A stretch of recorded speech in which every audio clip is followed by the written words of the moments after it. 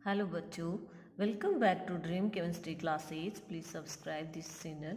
देखिए, आज के इस वीडियो लेक्चर में हम बात करेंगे क्लास 9th साइंस की जो रेमेडियल वर्कबुक है उसकी वर्कशीट नंबर 19। तो देखिए, इसका सब्जेक्ट मैटर रहेगा structure of the atom and learning point रहेगा आइसोटॉप। यहाँ पे देखिए, क्वेश्चन नंबर फर्स्ट है cobalt isotope is used in the treatment of which disease. जो कोबाल्ट आइसोटोप है वो किस डिजीज के ट्रीटमेंट में काम में आता है? तो cobalt isotope is used in the treatment of cancer. Cancer के ट्रीटमेंट में ये काम में आता है।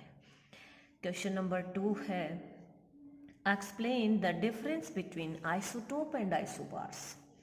तो आइसोटोप क्या है? A number of atom of same element, some element which have same atomic number but different mass number called isotope। यानी किसी भी एलिमेंट के वो एटम जिनका एटॉमिक नंबर सेम रहता है और उनका मास नंबर डिफरेंट डिफरेंट रहता है तो वो होते हैं आइसोटोप। जैसे हाइड्रोजन के ये 3 आइसोटोप हैं, 1H1, 1D2 एंड 1T3। इसका नाम है प्रोटियम, ड्यूटेरियम और ट्राइटियम। क्वेश्चन इसका सेकंड पार्ट है आइसोबार। तो आइसोबार्स क्या हैं?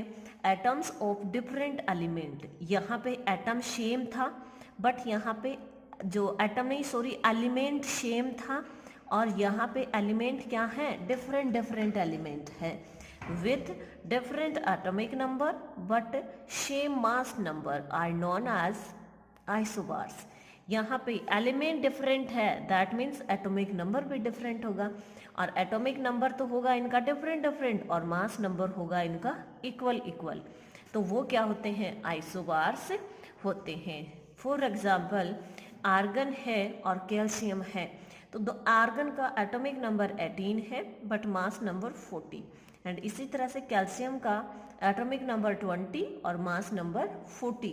यानी मास नंबर दोनों का सेम है बट एटॉमिक नंबर दोनों का डिफरेंट डिफरेंट है। तो ये क्या हुआ? आइसोबार हुआ। क्वेश्चन नंबर 3 है match the following isotope with their uses. तो यहाँ पे सबसे फर्स्ट ही क्वेश्चन में हमने बात की थी कि कोबाल्ट आइसोटोप किसके लिए काम में आता है? कैंसर के ट्रीटमेंट में काम में आता है। तो हम सीधा कोबाल्ट को कर देंगे इन कैंसर ट्रीटमेंट। फिर देखिए आयोडीन है। तो आयोडीन का हमें इतना पता है, ये तो बहुत पहले ही 6th क्लास में ही आ जाता है कि आयोडीन की कमी से कौन सी डिजीज होती है? तो गॉइटर डिजीज होती है। तो आयोडीन किस में हो जाएगा? In the treatment of goitre. And uranium जो है वो है as fuel in nuclear reactor. तो इस तरह से इनको हम मैच कर सकते हैं। क्वेश्चन नंबर 4 है what is the total charge of an atom. Atom के ऊपर टोटल चार्ज क्या होता है? तो देखिए एटम के ऊपर टोटल चार्ज इज 0। क्यों? क्योंकि एटम क्या होता है? न्यूट्रल होता है। एटम के पास में किसी भी एटम के पास में जितने इलेक्ट्रॉन्स होंगे या जितना नेगेटिव चार्ज होगा उतना ही उस पर पॉजिटिव चार्ज होगा। तो जो एटम है वो क्या होता है? न्यूट्रल होता है, उसके ऊपर कोई चार्ज है वो नहीं होता है। चलते हैं next worksheet number 20। Worksheet number 20 के अंदर अपना सब्जेक्ट मैटर रहेगा the fundamental unit of life and learning point रहेगा initial information about the shed. तो देखिए जो फर्स्ट क्वेश्चन है the picture shown here is of which plant membrane. तो ये किस प्लांट की प्लांट मेम्ब्रेन है? तो ये देखिए ऑनियन जो प्लांट होता है ये है ऑनियन की प्लांट मेम्ब्रेन है। ठीक है, प्याज की ये झिल्ली यहाँ पे शो की गई है। क्वेश्चन नंबर 2 है The structure of the above membrane can be compared to which type of wall। ये इसकी ये जो मेम्ब्रेन दी हुई है इसकी कंपेयर इसकी तुलना किससे की गई है? किस टाइप की जो वॉल है उससे की गई है? तो इसकी जो कंपेरिटी है या इसकी तुलना की गई है the wall of bee hives. जो मधुमक्खी के छत्ते की जो दीवार है उससे इसकी तुलना की गई है। क्वेश्चन नंबर 3 है just as the wall of a building are constructed by joining brick in the same way which basic structure of living being come together to form the body। जिस तरह से एक दीवार को बनाने के लिए ब्रिक्स यानी ईंटों को ज्वाइन किया जाता है, तो ठीक उसी तरह से हमारी बॉडी को बनाने के लिए किसको ज्वाइन किया जाएगा या किससे बनाई जाएगी हमारी बॉडी, तो वहाँ पे बॉडी किससे बनेगी, सेल्स से बनेगी। वो डिस्कवर्ड द सेल, तो उस सेल की डिस्कवरी किसने की, रॉबर्ट हुक ने की। Robert Hooke had been structures similar to beehives in the bark of which tree under the microscope। तो किस ट्री के अंदर, तो ऐसा होता है स्पेनिश ऑक जो है वो ट्री, इसका आंसर हो जाएगा। क्वेश्चन नंबर 6 है what is the cell, cell क्या है। तो सेल देखिए, डेफिनेशन की बात करें सेल की, तो यहाँ पे इस सेल जो CELL इस तरह से इसको शो किया गया है, वैसे सेल कोशिका की अगर बात होती है तो यहाँ पे देखिए ये इस तरह से इसको लिखा जाता है। तो इस सेल का मतलब होता है एक छोटा कमरा कह सकते हैं हम इसको, है ना, ठीक है। तो या फिर सेल की, इस सेल की डेफिनेशन की बात करें तो ये हो जाती है the fundamental organisation unit of life is the cell.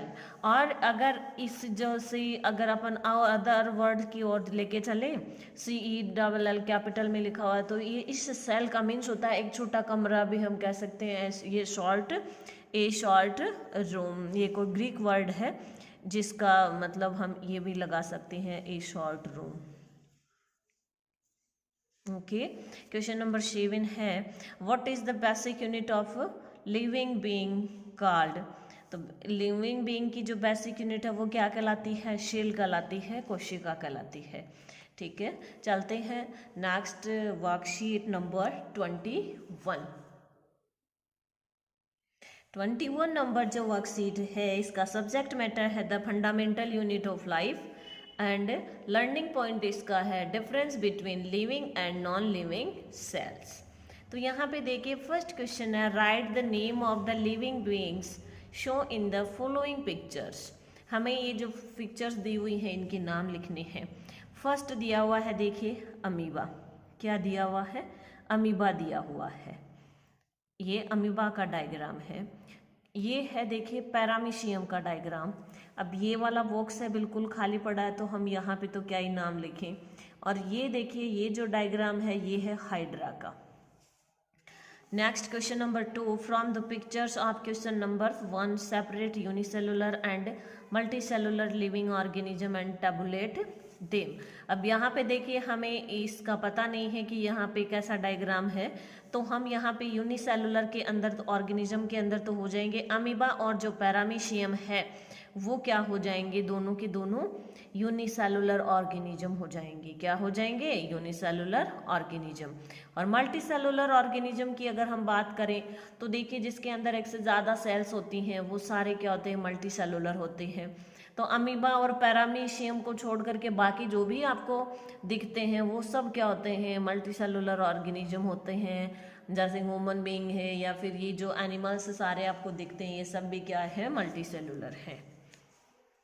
How many cells are found in the body of unicellular living organism. Uni का मीन्स ही 1 होता है, तो यूनिसेलुलर लिविंग ऑर्गेनिज्म के अंदर कितनी सेल्स होंगी, 1 सेल होगी। Give 1 example each of unicellular plant and unicellular animal. तो देखिए यूनिसेलुलर प्लांट होता है क्लेमिडोमोनास और यूनिसेलुलर एनिमल होता है अमीबा। नेक्स्ट है question number 5 write the number of cell in hen's egg. Hen's egg मुर्गी का जो अंडा होता है उसमें कितनी सेल्स होती हैं, तो 1 सेल होती है। Give 2 example of unicellular structure which are capable of changing their shape.